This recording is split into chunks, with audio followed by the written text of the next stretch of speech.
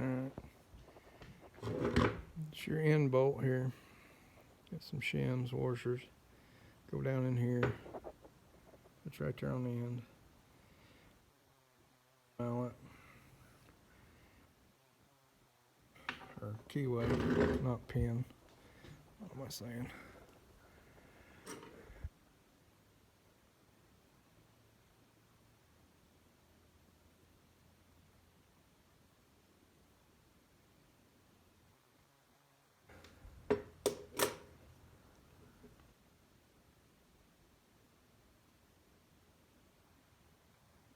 And you pull that.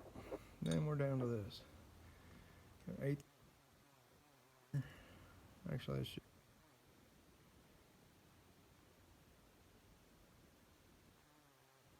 it's keyed on there. That'll come easy. Slide the knotter frame off. Knock this one off. There's keyways in both these drives. Because whatever busted this might have damaged these. Right.